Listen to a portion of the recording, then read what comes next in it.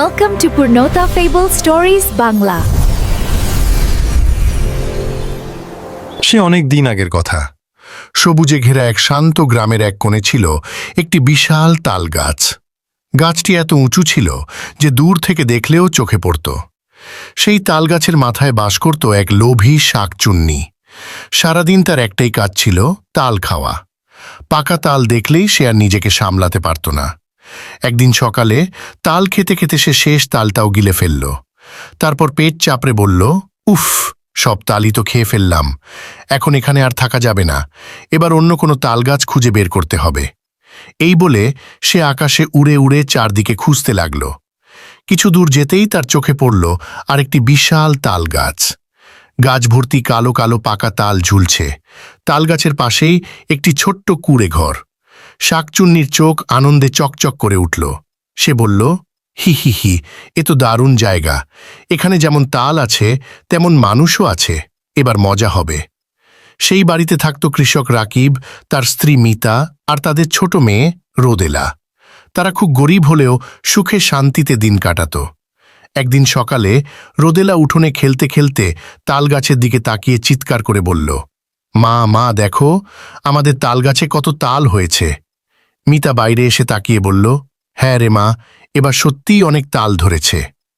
রোদেলা খুশি হয়ে বলল, তাহলে এবার তুমি আমাকে অনেক তালের বড়া খাওয়াবে, কতদিন ধরে বলছি। মিতা মৃদু হেসে বলল, তেল আর গুড় কিনতে টাকা লাগে রে মা, তবুও তুই যখন এত শখ করেছিস, আমি আমার জমানো টাকা দিয়ে তেল আর গুড় কিনে আনব, তারপর তোকে তালের বড়া বানিয়ে খাওয়াবো। রোদেলা আনন্দে হাততালি দিতে লাগল। তাদের এই কথাবার্তা গাছের মাথায় বসে শাকচুন্নি সব শুনছিল। তার জিভে জল এসে গেল। সে মনে মনে বলল, তালের বড়া, আহা, কতদিন খাইনি, দেখি না কি হয়। কয়েকদিন পর মিতা তেল আর গুড় কিনে আনল। তারপর তালের রস বের করে বড়া বানাতে শুরু করল। গরম তেলে বড়া পড়তেই চারদিকে এমন সুন্দর গন্ধ ছড়িয়ে পড়ল যে শাকচুন্নি আর স্থির থাকতে পারল না। সে একের পর এক বড়া খেতে লাগল। পেট ভরে গেলে তালের আটিগুলো হাতে নিয়ে বলল, এগুলো এখন কি করি? হঠাৎ তার চোখে পড়ল উঠোনে খেলতে থাকা রোদেলা। সঙ্গে সঙ্গে সে দুষ্টুমি করে আটিগুলো নিচে ছুঁড়ে মারল। ঠাস! একটি আটি এসে রোদেলার মাথায় লাগল। রোদেলা চিৎকার করে উঠল, ও মা, মরে গেলাম। মিতা দৌড়ে এসে বলল, কি হয়েছে? রোদেলা কাঁদতে কাঁদতে বলল, উপরে থেকে কেউ আমার মাথায় আটি ছুঁড়ে মেরেছে। মিতা আকাশের দিকে তাকালো, কিন্তু কাউকে দেখতে পেল না। সে বলল, ওসব কিছু না, হয়তো তাল পড়েছে। গাছের মাথায় বসে শাকচুন্নি খিলখিল করে হেসে উঠল, হি হি হি, বেশ মজা হল। সেদিন সন্ধ্যায় রাকিব মাঠ থেকে ফিরে এলো। মিতা বলল, আজ তোমার জন্য মাছ রান্না করব। শাকচুন্নি কথাটা শুনেই খুশিতে লাফিয়ে উঠল। সে বলল, আহা, কতদিন মাছ খাইনি, আজ তো ভোজ হবে। মিতা মাছ ভেজে রান্নাঘরে রেখে অন্য কাজে গেল। সুযোগ বুঝে শাকচুন্নি চুপি চুপি নেমে এলো, একে একে সব মাছ খেয়ে ফেলল। তারপর আবার তালগাছের মাথায় গিয়ে বসে রইল। কিছুক্ষণ পরে মিতা ফিরে এসে দেখল মাছের থালা খালি। সে অবাক হয়ে বলল, এ কি, মাছগুলো কোথায় গেল? রাকিব বলল, হয়তো কোনো বিড়াল খেয়ে ফেলেছে। কিন্তু মিতার মনে সন্দেহ রয়ে গেল। পরদিন সকালে রাকিব বলল, আমি সব তাল পেরে ফেলব, না হলে নষ্ট হয়ে যাবে। রোদেলা বলল, মা তালের বড়া বানাবে কিন্তু। রাকিব হেসে বলল, অবশ্যই বানাবে। সে তাল গাছে উঠতে শুরু করল, কিন্তু ওপরে বসে থাকা শাকচুন্নি রেগে গেল। সে বলল, এই তালগুলো আমার, কেউ এগুলো নিতে পারবে না। এই বলে সে একের পর এক তাল নিচে ছুঁড়ে মারতে লাগল। ধপ ধপ ধপ! রাকিব ভয়ে চিৎকার করে নিচে নেমে এলো। মিতা দৌড়ে এসে বলল, কি হয়েছে? রাকিব হাঁপাতে হাঁপাতে বলল, কে যেন উপর থেকে তাল ছুঁড়ে মারছে। রোদেলা সঙ্গে সঙ্গে বলল, আমি তো আগেই বলেছিলাম।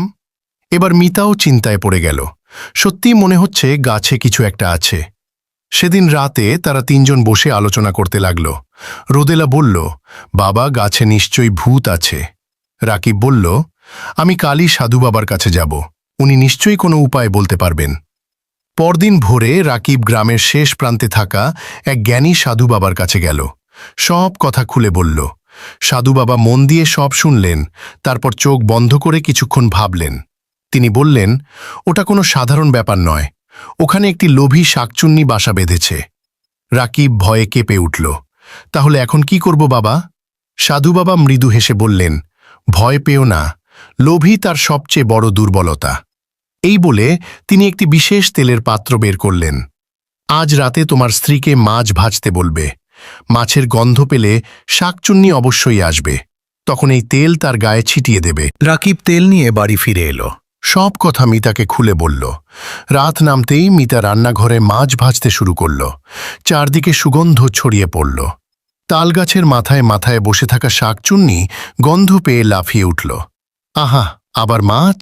এবারও সব আমি খেয়ে ফেলব। সে ধীরে ধীরে রান্নাঘরের জানালার কাছে এসে দাঁড়াল। ঠিক তখনই রাকিব ফিসফিস করে বলল, এখন। মিতা সঙ্গে সঙ্গে সাধু বাবার দেওয়া তেল ছুঁড়ে দিল।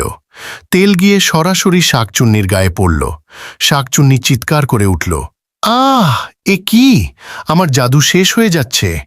তার শরীর থেকে অদ্ভুত আলো বের হতে লাগল। ধোঁয়ার মতো কুয়াশা চারদিকে ছড়িয়ে গেল। সে ভয়ে আকাশের দিকে উড়ে যেতে লাগল। আমি আর কখনো ফিরে আসব না। চিৎকার করতে করতে সে রাতের অন্ধকারে মিলিয়ে গেল। এরপর থেকে সেই গ্রামে আর কোনো অদ্ভুত ঘটনা ঘটল না। তালগাছের তাল কেউ চুরি করত না, মাছও আর হারিয়ে যেত না। রোদেলা মনের আনন্দে তালের বড়া খেত। মিতা নিশ্চিন্তে রান্না করত, আর রাকিব হাসি মুখে মাঠে কাজ করত। গ্রামের মানুষ যখন এই ঘটনা শুনল, তখন সবাই অবাক হয়ে গেল। তারা বলল, লোভের শেষ পরিণতি কখনো ভালো হয় না। আর সেই তালগাছ আজও দাঁড়িয়ে আছে গ্রামের এক কোণে। বাতাসে তার পাতা দুলে ওঠে, কিন্তু সেখানে আর কোনো শাকচুন্নির দেখা মেলে না। গ্রামের শিশুরা তালগাছের নিচে খেলাধুলা করে। রোদেলা বড় হয়ে গেলেও আজও সেই ঘটনার কথা মনে করে হাসে, কারণ সেই লোভী শাকচুন্নি তাকে শিখিয়ে গিয়েছিল একটি বড় শিক্ষা: অন্যের জিনিসের প্রতি লোভ করলে শেষ পর্যন্ত নিজেরই ক্ষতি হয়। আর যে মানুষ সাহস আর বুদ্ধি দিয়ে সমস্যার মোকাবিলা করে, সে একদিন না একদিন অবশ্যই জয়ী হয়।